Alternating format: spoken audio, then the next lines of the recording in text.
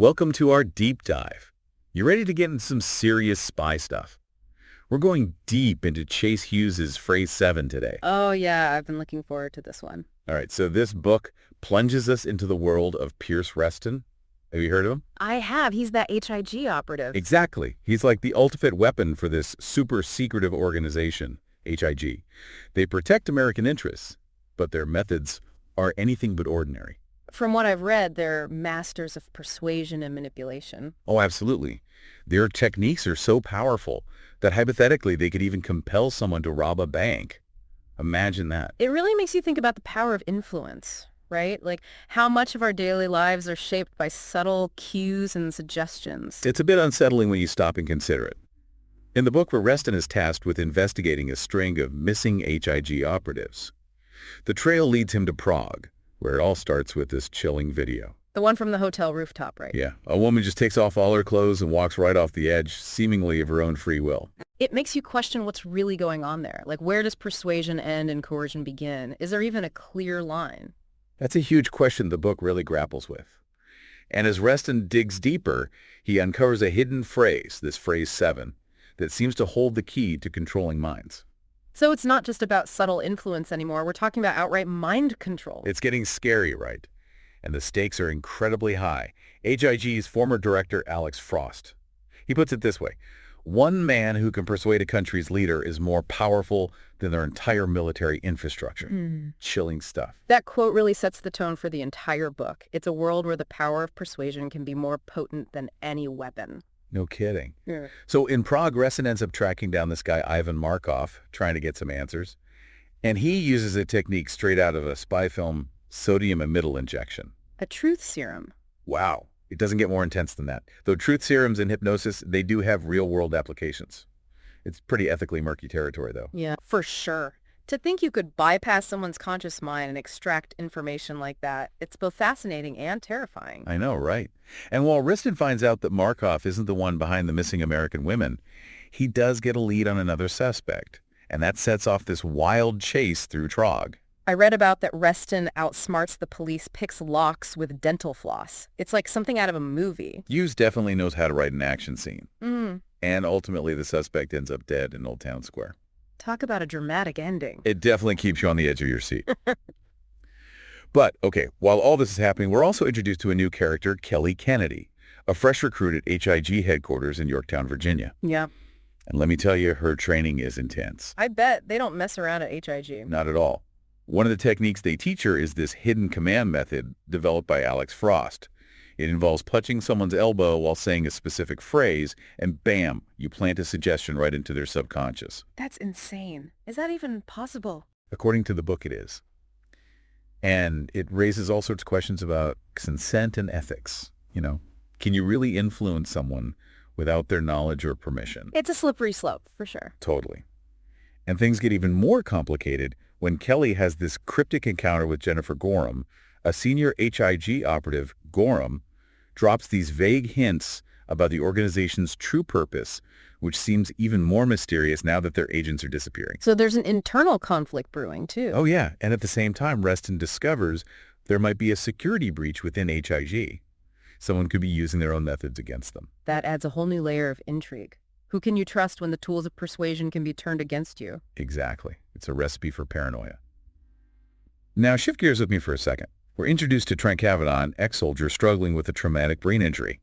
His story takes a dark turn when he gets involved with this shadowy figure named Afid. I remember reading about Afid. He's a pretty sinister character. Oh, he's bad news. Afid gives Trent a chilling mission to assassinate someone, and it makes you think about the vulnerabilities that make people susceptible to manipulation, like trauma or a longing for purpose. Absolutely. Those are powerful motivators, and if exploited, can lead people down some pretty dangerous paths. No doubt. And Trent becomes obsessed with this mission. He starts researching hypnotism, even testing out techniques on an unsuspecting woman at a comedy club. It's disturbing to think that someone could use these techniques to harm others. It is. Yeah. And Trent goes through with the assassination in San Jose. His methodical approach is chillingly effective. It's unsettling how his methods mirror HIG's training, in a way. Both utilize persuasion and manipulation, but with drastically different outcomes. Right. It makes you question the ethical boundaries of influence, even when the intentions might seem good. And here's where things get really crazy. The discovery of Phrase 7 blows the investigation wide open. It turns out to be connected to Pierce somehow, and Deidre Collins, the new director of HIG, is freaking out about the security breach. She has every right to be concerned. This could compromise the entire organization. Absolutely. The stakes just keep getting higher. And that brings us to Napa Valley, where Pierce and Kelly find themselves on a rescue mission. Rescue mission. Who are they rescuing? Their target is David Morris, a former HIG operative who now happens to be the CEO of a massive social media company. Whoa! So someone with knowledge of HIG techniques is now in a position to influence millions of people online? It's a terrifying thought. And during the rescue operation, they make a shocking discovery. Morris might be working with AFID. Talk about a plot twist. I know, right? And get this, AFID reveals his master plan. He wants to manipulate global events using a mind control phrase embedded in online videos. It's like something out of a dystopian novel. It is. He even demonstrates his power by forcing his own helpers to kill themselves. It's a chilling display of his twisted sense of purpose. He believes he's saving humanity by controlling it. It's a dangerous and delusional ideology. Absolutely. And the tension just keeps building. Deidre confronts AFID in Prague only to become his hostage. Meanwhile, Pierce and Kelly are in Napa Valley, engaged in a desperate firefight, trying to stop the mind control video from being uploaded. It's a race against time to prevent a global catastrophe. And that's where we'll leave it for now. But trust me, things are about to get even more intense. Okay, so we left off with a lot of unanswered questions, and the stakes just keep getting higher. Yeah, there are so many moving parts in this story, it's hard to keep track of them all. Right, and just when you think you've got a handle on things, Hughes throws in another curveball. But Pierce and Kelly, they're back at HIG headquarters now trying to piece together the puzzle. Trying to make sense of the chaos. Exactly. They're sifting through mountains of data maps, files, reports. It's almost overwhelming, but then they stumble upon this one detail that seems insignificant at first, a painting. A painting? What kind of painting? It's called the Mary Celeste. Ever heard of it? Rings a bell. Isn't that the name of that ghost ship? Huh? The one found adrift with no crew? That's the one. And get this, the painting conceals a secret compartment. And inside is an old HIG training manual. It's like a blast from the past, a window into the organization's history. So the ghost ship was carrying this training manual when it disappeared. That's a pretty wild coincidence. It is right, and it suggests that HIG has been operating in the shadows for a long time, maybe even centuries. This organization is full of secrets. Definitely. And to follow this new lead, Pierce and Kelly, they're whisked off to Houston on a private jet. HIG definitely has resources. Oh yeah, they spare no expense. In Houston, they team up with Agent Valerie Thomas and Officer Aaron Brown, who are already on a case there. What kind of case? The disappearance of a social media expert named Catherine Morris. Social media expert? That seems like a strange connection to HIG. It does, right? But as they investigate, they start uncovering some strange details. Like what? For one thing, Catherine had a secret boyfriend named Miss Ferris. Miss Ferris? That's an unusual name. Yeah, it's not clear if Miss Ferris is a man or a woman. But the fact that Catherine kept this relationship hidden raises some eyebrows. It definitely adds another layer of mystery. And they interview Catherine's mother, who mentions that Catherine had been acting strangely lately, like she was in a trance. That sounds like Phrase 7 in action. Right, and then they review security footage from Catherine's office, and guess what? They see her interacting with a man who seems to be using HIG techniques on her. So someone outside of HIG has their methods. It's a terrifying thought. Yeah. And they track this guy down to a comedy club, of all places. A comedy club? What was he doing there? Turns out he's a stage hypnotist named Rich Mars. Stage hypnotist. That's kind of creepy. It is, right, like it blurs the line between entertainment and manipulation. Using hypnosis to pick up women, that's pretty messed up. Yeah, it's definitely ethically questionable. But Rich, he wasn't the one behind Catherine's disappearance. However, he does give them a valuable clue. He describes a regular at his shows who seemed a little too interested in the hypnotic techniques. He calls him Shema. Shema? What does that mean? It's a type of headscarf, often worn in the Middle East. So this guy could be connected to AFID. Exactly. Pierce contacts his sources at HIG, and they identify this Shema guy as Trent Kavanaugh. Remember him? The ex-soldier with the brain injury who was working with AFID. Oh, yeah, the one who carried out that assassination. Yep. They track Trent down to a Holiday Inn, but he's already gone. They do find his military record, though, and it's heavily redacted. Someone's trying to cover up his past. No doubt. And that's how Pierce and Kelly end up in San Jose on the trail of a cold-blooded killer who's mastered HIG's techniques. The plot thickens. It definitely does. Meanwhile, back at HIG headquarters, Deidre is trying to uncover the source of the security breach. And she makes a shocking discovery. One of HIG's iPads was used to access classified files related to Phrase 7, but the iPad never left headquarters. That means the leak came from inside HIG. Exactly. Someone within the organization is a traitor. Deidre immediately orders her team to scrub all hard drives and replace everyone's electronics. She's not taking any chances. She knows the situation is serious. Back in San Jose, Pierce and Kelly, they question Rich Mars further, hoping to learn more about Trent. And they find out that Trent was obsessed with hypnotic techniques that could induce a zombie-like state. That sounds terrifying, like something out of a horror movie. It does. And it gets worse. HIG identifies the two victims from San Jose. A social media consultant and a research scientist both work for the same firm. And guess who owns that firm? Don't tell me, it's David Morris. Bingo. It all comes back to him. Hey. And just when you think things can't get any more complicated, Pierce receives a cryptic message from Alex. His former mentor Alex warns Pierce that HIG is compromised and tells him to go into hiding. So even Alex is involved now. It seems so. It's a real twist.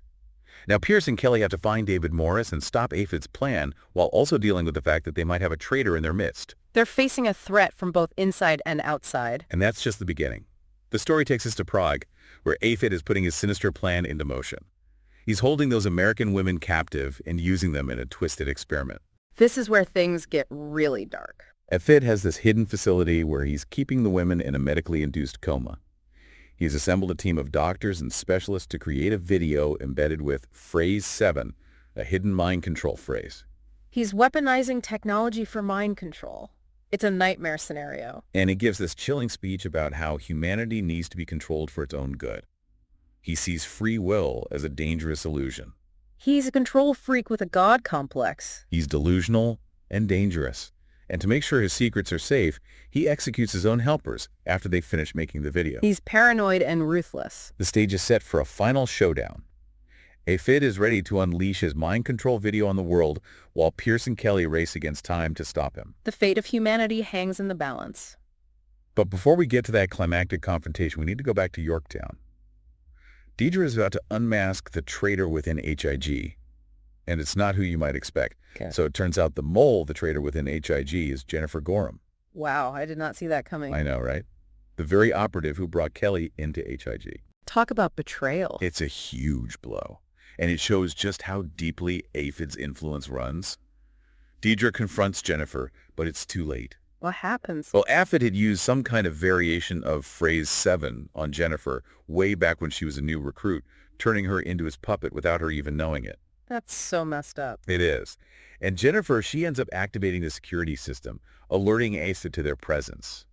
And within minutes, a heavily armed team storms HIG headquarters. So it's a full-on attack. Yeah, a siege. The situation is really bad. Yeah. Alex, realizing how serious it is, he sacrifices himself to protect Deidre, giving her time to escape. That's a big loss. It is. Alex was a true hero, and his death, it really fuels Deidre's determination to stop Aphid and avenge him. She's got a fire in her now. Oh, yeah. She manages to escape through this secret tunnel and ends up in Prague ready to face Aphid head-on. Talk about a one-woman army. She's a force to be reckoned with. Now, meanwhile, Pierce and Kelly, they're in Napa Valley, closing in on David Morris. Did they figure out his connection to everything? Yeah, they discover he's scheduled to fly to Cuba that night, and they realize they have just hours to stop him before he uploads the mind control video. The clock is ticking. It is, and they manage to infiltrate Morris's private airport hangar. But it's a trap. Of course it is. Trent's waiting for them, holding Morris and his wife hostage. Things just went from bad to worse. It's a tense situation. Trent's clearly under Aphid's control, and he's forcing Morris to start the upload, threatening to kill his wife if he doesn't comply. So what do? It's a tough spot. But Kelly, she creates a distraction, giving Pierce a chance to break free, and then all hell breaks loose. A firefight. Oh, yeah. Yeah. It's chaotic, and Kelly ends up shooting Trent, saving the hostages. So that's it, right? Problem solved. Not quite Trent as he's dying. He reveals that the video was already uploaded and is set to go live at 3 a.m. Oh, no. It's a devastating blow. But Pierce, thinking quickly, he uses his tech skills to hack into the video and alters the frequency. Alters the frequency? What does that do? It's a risky move. but it's designed to incapacitate anyone watching the video instead of putting them under Aphid's control. So he's trying to turn Aphid's weapon against him. Exactly. Meanwhile, in Prague, Deidre confronts Aphid in his hidden facility, and she finds Jennifer there, still under Aphid's control. That must be so hard for her. It is. They struggle, and Deidre manages to break free. But then, just as she's about to escape, she gets shot by one of Aphid's men. No. Okay. She's hurt, but she's tough. Uh-huh. She manages to contact the local police, and using HIG's persuasion techniques, convinces them to storm the facility. So it all comes down to this. It does. There's a huge firefight. Aphid's men put up a desperate fight, but in the end, Aphid is defeated. Jennifer, in a final act of redemption, throws a flashbang grenade, killing both herself and Aphid. Wow, what an ending. It's intense, right? Back in Napa Valley, the clock strikes 3:00 a.m., and the uploaded video goes live. But instead of triggering mass hypnosis, it emits this high-frequency sound that incapacitates anyone watching. It effectively neutralizes Aphid's plan. So they saved the world. They did. It came at a huge cost, though. Alex and Jennifer both lost their lives. It's a bittersweet victory. Definitely Pierce and Kelly. They're left to deal with the aftermath, mourn their friends, and acknowledge the incredible sacrifice they made. It makes you think about the power of persuasion and the dangers of manipulation. It definitely does, Phrase 7. It's a thriller that explores some dark themes. But it's also a story about courage and the fight against those who seek to control us. It's a wild ride, and I highly recommend checking it out. If you're looking for a thought-provoking and suspenseful read, I'll definitely add it to my list. you won't regret it. And that brings us to the end of our deep dive into Phrase 7. Thanks for joining us.